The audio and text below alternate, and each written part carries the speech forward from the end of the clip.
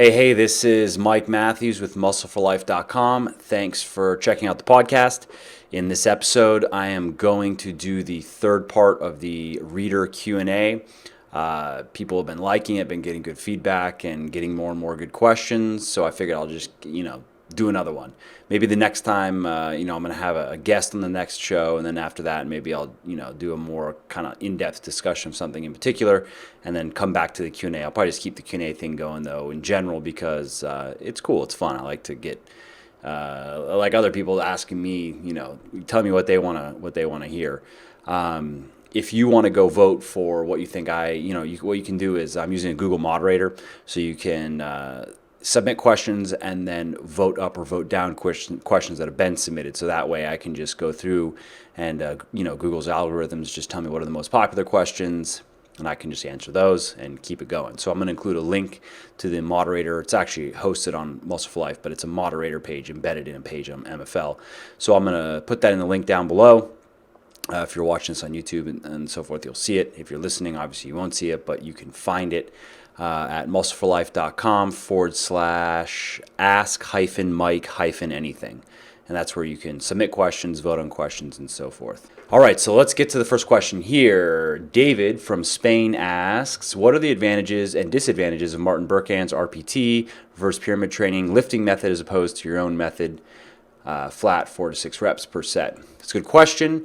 And I'm a fan of reverse pyramid training. I wouldn't say it's necessarily Berkhan's, just how my recommendation of focusing on the 4 to 6 rep range isn't really my thing. It's been around for a while, but it's what I emphasize. It's what I recommend in my book, Bigger, Leaner, Stronger, and generally recommend is that you emphasize that rep range. But reverse pyramid training, in case if you're not familiar with it, what it is you are starting. You do your warm up. And then you're starting your lifting with your heaviest lifts, and then you're progressing to your lighter weights sets after that. So in my book, Beyond Bigger, Leaner, Stronger, the program in that book is a RPT type of program. It's concurrent periodization is what it's called. So that means each workout, periodizing your workouts is where you're changing something about them. Usually it's rep range. Which means, heavier weights, lower reps, or lighter weights, higher reps. And you can periodize in a linear fashion. You could train, for instance, in the 4 to 6 rep range for a week, and then the next week do 6 to 8, and the next week 8 to 10, next week 10 to 12, and then come back to 4 to 6, something like that. I don't find that to be the most effective way to periodize training, and I talk about why in Beyond Bigger, Leaner, Stronger, which I'll link down below if you want to check it out. I prefer concurrent periodization, which is where in each workout you're starting your workout with, like in the case of BBLS, you are starting with sets that are in the 2 to 3 rep range, so powerlifting essentially, and then you're doing a certain number of sets in the 4 to 6 rep range, and then you're doing a certain number of sets in the 8 to 10 rep range. Total workout volume doesn't change that much over Beyond. It doesn't change all that much from Bigger, Leaner, Stronger. You're doing, I'd say probably about 10 to 15 more reps per workout on Beyond Bigger, Leaner, Stronger, but you're still around probably 70 to 80 reps per workout. It's not super high volume because you can't go super high volume when you're doing a lot of heavy lifting. It really takes a lot out of you. Like when you're starting your workouts with some 2 to 3 rep, deadlift sets, and then a set or two of 4 to 6 rep deadlifts, you're pretty gassed by even the end of that, and then you have a bit more to do in the workout. So what I like about reverse pyramid training is, traditional pyramid training, which I talk about just recently in an article around weightlifting mistakes, which I'll link down below. Traditional pyramid training is where you're starting with lighter weights, higher reps, and working your way up to heavier weights. And the problem with this is by the time you get to your heavy weight where you can really overload your muscles, and which is really the key factor in building muscle and building strength, is being able to overload them with enough weight. Is once you get to that heavy weight, you're so fatigued from everything you've done before, you just can't really push that much weight. You won't get nearly as many reps. You'll probably, if you were to start your workout with your heaviest weights, let's say you could bench 225 for 4, and that would be if you started your workout with it. If you were to work your way up to 225 with a traditional pyramid training program, you might get one with 225, you might not even be able to get one. You might have to drop down to like 215 or even 205 to get, maybe 6 reps or something like that. So what I like about reverse pyramid training is you do your heavy lifting first when you're freshest, when you have the most energy and when your muscles aren't fatigued, and you save your higher rep stuff for later in your workout. It's a very effective way to hit the muscle growth pathways of, you have muscle damage, you have progressive overload, and you have metabolic stress. So the higher rep stuff is more metabolic stress on a cellular level. The lower rep, heavier weight stuff is more conducive to muscle damage, and it's also it's just better for progressive overload. If you've tried high rep workouts, yes, of course you can apply progressive overload, but it's much harder to build up your strength in the 10 to 12 rep range or the 8 to 10 rep range when, and by building up your strength, I mean being able to increase the amount of weight that you can move for 8 to 10 or 10 to 12 reps. It's much tougher than working in the lower rep ranges, such as 4 to 6, where you don't have as much, the pump and the burn and all that muscle fatigue makes it very hard to increase weights over time, whereas the heavy lifting is a different experience. You don't get all that muscle burn, you don't get all that muscle fatigue, you just give out at some point. You just can't move the weight anymore, but it's not because your muscles are on fire and you're like, God, I gotta get one more rep.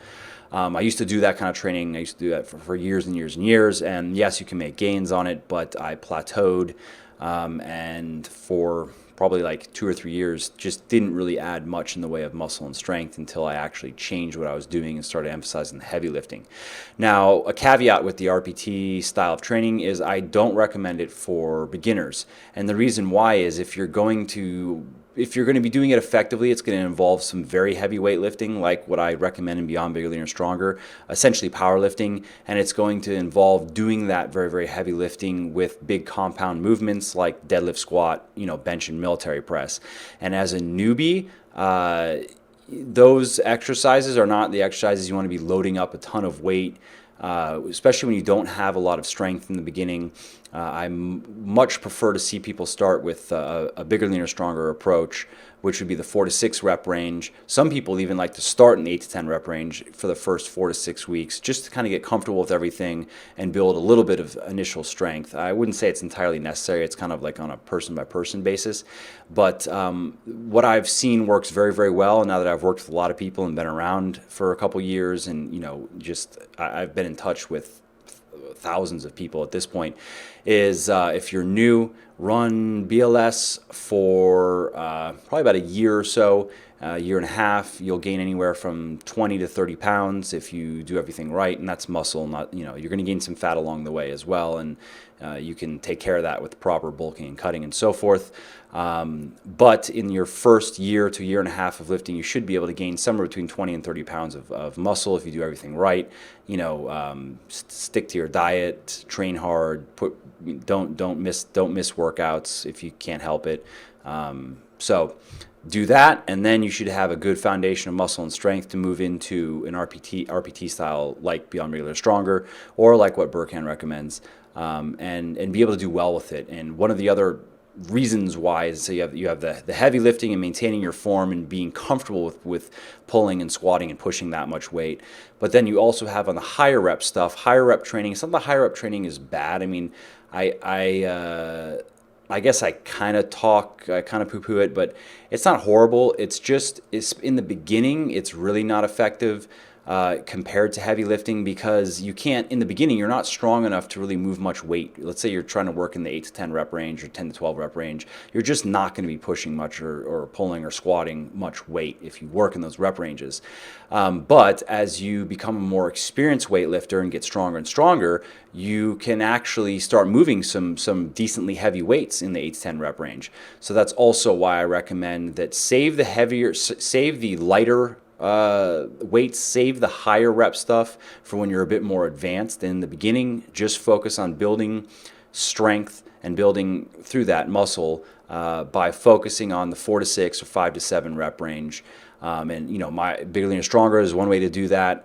Starting Strength, of course, is a good program. Strong Lifts is a good program. My only kind of gripes with those programs are if you look at people that run those kind of programs for their first year and a half, of course they make gains, and they're very viable ways of getting into weightlifting, but usually their physiques are they're not, usually they have very big lower bodies and the upper bodies are lagging, especially in the shoulders and in the chest is what you'll commonly see. But that's when you start moving into that intermediate stage, then you have to start looking at your body. You'll start getting an idea of your genetics, what your strengths and weaknesses are. For me, my chest was always a strength. It grew quickly. But my back, especially my lats, were a weakness. My shoulders are a weakness, which pretty much every natural weightlifter, their shoulders are a weakness. My calves are a weakness. So you'll start seeing what you need to start increasing frequency on to bring up, which I also talk about in Beyond Bigger, Leaner, Stronger. So yeah, I guess that's kind of like a quick rundown of RPT style training and how I think it should be used. All right, so the next question here is from Charlie Bill from Kentucky. How would a person know when they have reached their genetic potential? Is it possible to get past genetics to achieve 19 to 20 inch arms without using drugs? Good question, and I'm going to link an article down below on how much muscle you can build naturally as a natural weightlifter. And I'm going to go over a little bit of the information here just in case you don't want to go read the article or if you're just listening to the podcast. So basically there are different models out there, but what it all kind of boils down to is in your first year you should be able to gain somewhere around 20 pounds of muscle. In your second year of lifting, you should be able to gain probably about half that, maybe a little bit more than half, so 10 to 15.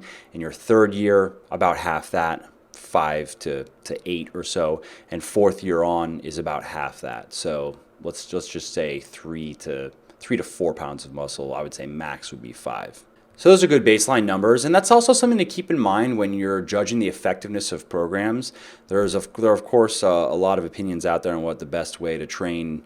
And really, diet is a bit more straightforward. The science is I wouldn't say 100% definitive, but there are certain things that we just know, like regarding energy balance and regarding high protein dieting and regarding the importance of higher carb dieting when you're weightlifting and things like that. But when it comes to training, it gets much more complicated, and there are a lot more opinions, and there are scientific arguments that can be made for all different types of things. And so you have to also look at the types of results that programs are getting, and a good way to judge that is just how much muscle are you able to build, or are other people building on those programs. So if you have somebody that's brand new and they follow my program or they follow anyone else's program, whatever, and they gain, let's say, 20 pounds of muscle or even 15 pounds of muscle in their first year, that's really good. You can't really expect much more out of anything. So when you're talking about frequency, or you're talking about if you should be going on a flat rep, like 4 to 6 rep thing, or should be doing RPT or whatever, in the end, if you can, all you're looking to do in that first year is gain. Nope, really. I mean, I've come across some people that can gain upwards of 25 pounds, but I would say that they're like a little bit on the outlier type of. That's not normal. Normal is probably closer to 20 pounds, and some people that just are genetically, not predisposed to being able to build a bunch of muscle are maybe down around 15 pounds. But if a program is only, let's say someone only gains 10 pounds of muscle on a program, that's not optimum. That can be improved upon for sure, no question. So it's either the program was bad, diet was bad, compliance was bad, something was wrong and could be improved. Same thing goes for year 2. I have guys that all the time emailing me now that Bigger, Leaner, Stronger has been out for a couple years, and I've had people that have stuck to it from the beginning and keeping track of everything and gaining anywhere from 8 to 11, 12 pounds of muscle in their second year in the program. And what more can you ask for, really? It doesn't. Sure, I mean they could have done a different program if it's a good program and it's designed well. Sure, they could have made those gains doing something else, but what else? You're not going to be able to do any more than that. So in terms of determining your ultimate genetic potential, it's hard to really say. Me personally, this is it for me, really. I mean, I'm somewhere an ecto meso type of guy. I wasn't super lean. I wasn't like one of the super little muscular lean dudes growing up. I played a lot of sports, so I was always, somewhere around probably 10, 11% body fat. I didn't have a lot of muscle on me, but I didn't look scrawny necessarily either. So I guess I was, kind of ecto meso type. And when I started lifting, I was like 17, turning 18, and I was 150 pounds, give or take. And I'm 6'1", 6'2". I haven't measured myself in a while. But I was more or less the same by then. So I was like 6'1", 150, maybe 155. And now I'm about 190, 189. And I'm leaner now than I was then. So I've put on a ton of muscle, and that's it, really. And I'm not looking to get any bigger, but even if I wanted to get a lot bigger, it wouldn't be possible. I mean, maybe I could hope for being able to gain maybe 10 pounds of muscle over the next, I don't even know, it probably would take 6 years, 5 years if I really were to work hard at it. I couldn't see being able to do it in anything less than 4 years. 3 years would be like a miracle. And it would take I'd have to bulk and put on a bunch of body fat, and because I hang out around probably 8% body fat, and that's just what I like. So I'd have to do the standard bulking thing, get up to the 15, 16%, cut back down, blah blah blah. And I don't have any real reason to do that. I'm happy with my body the way it is, so I just kind of want to keep it here. So for you, the listener, if you're wondering what your genetic potential is, don't worry about it for your first few years, because you should be able to gain, really anybody should be able to gain 30 to 40 pounds of muscle over the course of their first, let's say, 3 to 4 years of lifting. And that's a dramatic change. And, most guys, they don't really want to gain much more than that. They're not looking to gain 90 pounds of muscle and look ridiculously huge. And there's, I'm going to link an article down below that's going to in the article, I talk a bit about something called the fat-free mass index, which is a ratio between your height and how much lean mass you have on your body. And it's also something good to just keep in mind when you're comparing yourself to other people's physiques, because a lot of the people in this industry that are well known for having amazing bodies, they all claim natural standard, and they're full of shit. Name a guy whose physique you think is amazing, and there's a 95% chance he's on drugs and has been on drugs for a long time. And one great way to kind of know that is just looking at this fat-free mass index. And you'll see why when you read the article. If you're listening, just go to Muscle for Life and search for steroids. You'll see an article I wrote on, it was actually regarding if actors use steroids to get ready for movie roles, which of course many of them do. If you were going to be paid $5 million, but you had to gain 30 pounds of muscle in 4 months, you're going to do it. Especially a lot of actors that do all kinds of drugs anyway. What's steroids? Who cares? Throw it in the mix. Anyway, so you can go check the article out. So it's something to keep in mind when you're looking at a guy who's like, maybe my height, 6'1", 6'2", 227%. I don't care, drugs. I mean, that's like, and you'll see why in the article. Basically the research was done with a bunch of athletes and bodybuilders, some on drugs, some natural, and they saw that natural, and these were like elite bodybuilders, natural, they only can go so far. Like, you do not see an FFMI higher than blah. And once you start getting up into above that, then that's where all the drug guys were. And then there was one like even drug outlier that had gained, his FFMI was so high it was ridiculous. So that's something that you'll just want to keep in mind when you are evaluating what your potential is. A good guess is going to be if you just take the upper end of the natural FFMI, apply it to your body, and there you go. That's probably what your potential is going to be. So for me, my FFMI is right at the top of the natural range. Like I said, I probably have, if I were to max it out, I probably have maybe 8 to 10 pounds more that I could gain, but it would just take a lot of time.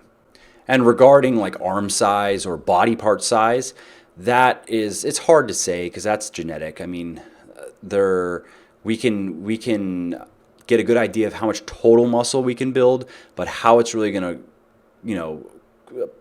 grow on our bodies and how it's going to look in the end that really changes person to person. Some guys I know just have naturally really big arms. Their arms, even before they were lifting, they had muscular arms. Then they started lifting, and their arms are just ridiculous now. In some cases, a couple guys I know stopped training arms, period, because they were just getting too big. Their arms kept on growing, growing, growing, and everything else has started to look stupid. Like I said, my chest grew big quickly, and so that was kind of my genetic strength. So that's going to be part of just learning your body. If you just train right and make sure you're doing everything right, you're going to have to see how your body develops. And then if you're going to have weak points. There are going to be things that are going to need some extra work.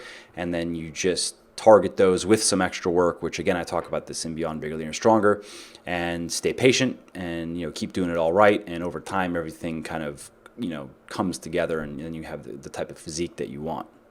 All right, here's the next question for women. So Anna from Brazil asks why women should train in the 8-10 rep range instead of the 4-6 rep range. And she's referring to my book, Thinner, Leaner, Stronger, where I recommend that women train in the 8-10 rep range. And it's a good question, one I get fairly often, and I'm going to be addressing in more detail in the second edition of the book, which I'm going to be starting on soon. I'm just wrapping up the second edition of Bigger, Leaner, Stronger currently. Anyway, so the reason why I recommend that is because, well, there's two reasons. One is most women, if you're new to weightlifting, you haven't done any sort of resistance training in the past of any kind, you're going to find it's going to be very tough. I've worked one-on-one with quite a few women, not just through over email. And, most women start with just the bar on most exercises and start with maybe 5 to 15 pound dumbbells, depending on the exercises. And even the 8 to 10 rep range is pretty intimidating for most women in the beginning because they're used to doing just 20 reps and not even going to failure necessarily, just kind of doing a bunch of reps and being like, okay, my bicep hurts now, I'm going to put this weight down. And that's just because there's a lot of bad advice out there in terms of training for women. So the 8 to 10 rep range is, it's not a bad rep range. Like I said earlier, it's not ideal. It's not an ideal place to start for guys looking to maximize muscle, muscle growth and strength. But it's a great place for women to start because it's sufficiently heavy enough to build muscle and build strength, and it's also not so. It's. I mean, when women try to start with 4 to 6 rep, they're usually, and I run into this on email. They usually do email me, like some women want to, and I say, okay, cool. You're not going to hurt yourself. Just be smart about it and give it a go. And then they'll usually email me back, 3 to 4 weeks later, and just say they find it very, very hard to maintain proper form, and they're almost in some cases afraid of the weights, which I understand because it just feels so ridiculously heavy. For guys, we come with so much more muscle and strength naturally. It's much easier to start there. Another reason why is women's bodies are not able to repair muscle damage as well as guys' bodies, mainly because women's testosterone levels are so much lower. On average, a guy's testosterone level, your average guy he has about, I think it's 10 to 15 times the testosterone of your average woman, and testosterone is the primary driver of muscle growth. It is the primary driver of protein synthesis hormonally. So I find this depends on a woman-by-woman basis. I do know some experienced female weightlifters that do fine training exclusively in the 4 to 6 rep range. But even in most cases, with most experienced weightlifters, women, they usually will incorporate they'll do a reverse pyramid style training, which is what I'm going to be adding actually to Thinner, Leaner, Stronger. I don't know if I'm going to do a whole new book for women. I might just expand on Thinner, Leaner, Stronger and kind of give them, okay, this is where, once you've built your foundation in the 8 to 10, this is where you go next. Probably what I'll end up doing. I haven't totally decided yet. But you can move into the heavier stuff, and what works very well, and I've emailed with a lot of women doing this, and they do great on it, is they start their workouts with usually about 3 sets of 4 to 6 rep, and it's their heavy compound. So they're going to start their pull day or their back day with 4 to 6 rep sets of deadlifts, and then they're going to be moving on to 8 to 10 reps for the rest of their workout. And 4 to 6 reps on the squat, 4 to 6 reps on the bench, and the military press.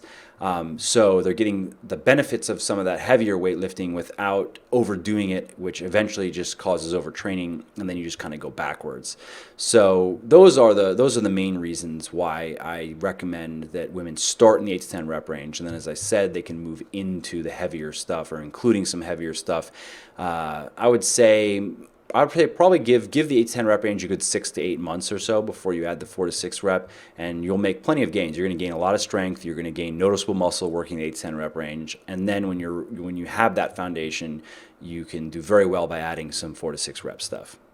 Okay, here's the next question. So how much are you currently lifting in your workouts? Bench press, squat, military, deadlift, curls, etc. I won't go over all exercises, but I just had finished cutting recently, and I was sick for a week, so that sucks.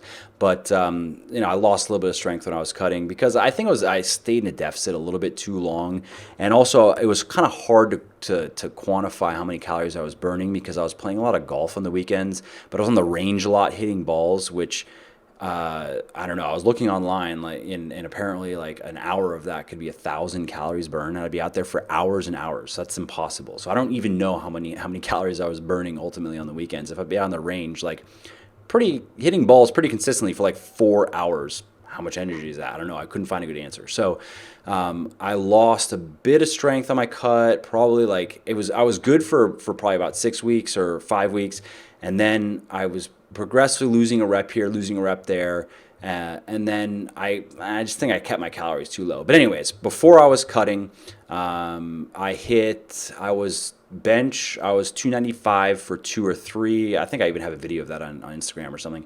And deadlift was like 435 or 445, something around there. I don't remember, for 3, I think it was. Yeah, it was 3. And then squat was around 350 for 3.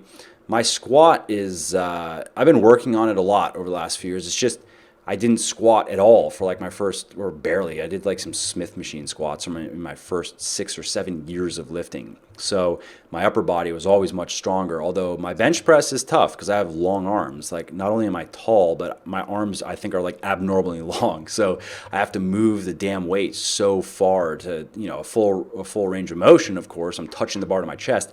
It's just tough, and it requires a lot of shoulder strength as well. So I'm working my way up to 3 plates. I'd like to put up 3 plates for a few reps, but some guys, the shorter guys, and if you have like little T-Rex arms, you have to move the bar like this far, and that's different for me because I have to move it so damn far. And I run into a similar issue with my squats, I think, because my legs are not small. My upper legs, I haven't measured them recently. The last measurement was, I believe, 27 or 28 inches. Like, they're not small, and they're not particularly weak, but you'd think that they'd be a bit stronger. At least I think they would be a bit stronger for their size. Like, I think I should probably be able to put up 405 for a couple, but I've never come close. I don't think I've ever broken 365, actually. I might have been... Yeah, I think when I was in LA a few months ago, I put up 365 for, I think it was 2 or 1, but that's the highest I've been, absolutely. And part of that probably is my height. I mean, I'm squatting to below parallel. I don't do astergrass because I was doing full squats for a while, but I found that the amount, like, one, you have to high bar. You can't low bar astergrass. Don't try it. You're gonna hurt yourself. And high bar, I just don't like. I like low bar so much more. Much more comfortable for me, and the whole range of the whole motion is more comfortable for me, the whole movement.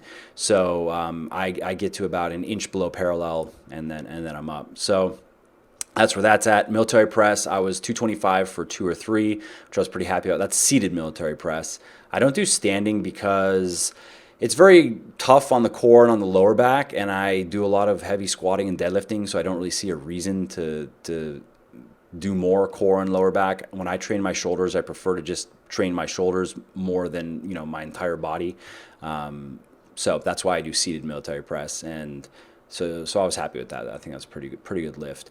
And curls, I don't know. I've curled. I don't know if I've ever curled more than 80s, 75 or 80s for 4. I haven't been doing curls recently, though, because my left bicep was bothering me. I think it was during my cut. I was like doing some really heavy deadlifting on my cut, and it was when I was like, it was already going. I think I cut a little bit too long anyway, and so I didn't strain it, but it was just kind of uncomfortable. So I haven't been curling, and it's getting better, so I'm just kind of leaving off of it. And I find that curling while training arms directly is great for when you're building your arms. You can definitely maintain arm size without even training arms directly. Or without doing a lot. Like, I do 6 sets of chin-ups every week. There's my bicep training right now, just because I want to take it easy and just let my left bicep chill out. And obviously, I'm not losing any arm size, so that's good. So yeah, those are at least my big lift numbers, and that's what I've hit recently. All right, so here's the last question, and I don't want to go too long. So Jenny from Louisiana asks, what are your thoughts on fruits and vegetables that are organic, conventional, locally grown, fresh, frozen, and or canned in terms of nutrient content and nutrient degradation? Good question, and this is something that's on my list to write more about. I don't know if I've seen any research. I feel like I have. I think there's some research out there on canned vegetables. I'm not totally sure. I know, for instance, if you microwave vegetables in water, that leaches a lot of nutrients out. So if vegetables are, if they're sitting in a water solution in a can for a while, I could see that some of the nutrients could leach out, but I'm not totally sure on that. I'd actually have to check it out. And in terms of organic versus just conventional, locally grown, obviously controversial. I do keep an eye on this subject though, because it's something I'm interested in. It's something I do want to write a kind of in-depth article on it. It is on my list. And basically from everything that I've seen so far, it kind of boils down to that the benefits of organic are that you're going to be eating less glyphosate, which does matter. You can see there's a lot of research out there on the negative effects of glyphosate. It is something that is better to just keep out of our bodies or keep our intake as low as possible. And also in certain cases, organic produce has more micronutrients, more vitamins and minerals. I don't remember, I have all this stuff saved, so I just don't remember off the top of my head, but I believe, yeah, there were some fruits and some vegetables. And I believe it was with meat, there was a grass-fed organic study that I think the meats had the fat content of the organic and grass-fed meat was had higher levels of CLA, if I remember correctly. There were a couple benefits in terms of meat and a couple benefits in terms of dairy. I know it's not a great answer. Like I said, I've been saving a bunch of stuff on this, and I do want to write an in-depth article on it. But basically, what I personally do is I eat as much organic stuff as possible for the reasons I just gave. Produce. I also find that organic produce and fruit tastes a lot better. I mean, and that's not even a placebo type. Like I've bought conventional nectarines, these massive Franken nectarines, and it tastes like nothing. Like I was like, what am I even eating? This tastes like slightly kind of sweetened, flavored water pulp stuff that I'm chewing versus an organic nectarine that actually is like, one, it's smaller, and two, it tastes like food. It tastes like an actual nectarine. It's juicy and tasty. And it wasn't because the other one wasn't ripe. It's just, generally speaking, I find that not only the organic stuff tastes better, but also I like the less glyphosate that I'm going to be eating, the better, and the more micronutrients I can get from those foods, the better. Because that's why, I mean, I do like fruits and vegetables, but I primarily include them in my diet for the fiber and for the micronutrients. So yeah, I stick to organic as much as possible. It is more expensive if you were thinking like in a budgetary sense. Well, there's quite a few details to this. I'm gonna leave that for the article where I want to go into not just the benefits of organic, and then kind of weigh it against there are, of course, benefits to conventional as well. It's not that conventional vegetables or fruit are bad for you, but kind of comparing them and then giving an alternative to just going 100% organic because it is very expensive. I actually don't eat all organic meats. I do like to get, although I mean at this point I don't even know if this is just marketing or that it's antibiotic and hormone free. I'd go with that for meat, and then I go with organic dairy stuff. For the most part, some things are not. Like I think the Parmesan cheese I use isn't, and I like Faya yogurt. That's not organic. I also like Wallaby yogurt, the Greek yogurt, really, really good. That is organic, so it kind of depends. And then pretty much all my fruits and vegetables are organic. So that's what I do. I'll be talking more about in the article that I write. I'll talk more about why, though. Okay, so I'll cut it off there. I don't want to run on too long. I hope you liked this one. If you did, please, if you can leave a review for the podcast on iTunes, that would be great. Or comment below if you're watching this on YouTube. If you have any questions, I'm happy to answer them. And again, if you want to submit questions or vote on questions that are submitted, just head on over to my website. I'm going to put the link down below, but it's muscleforlife.com/ask-mike-anything, and then you'll see the Google moderator page, and you can vote and submit there. And I'll pick this up again in a few weeks, let some new questions come through, some new votes and stuff, and we'll keep going. All right, thanks again, and see you next time.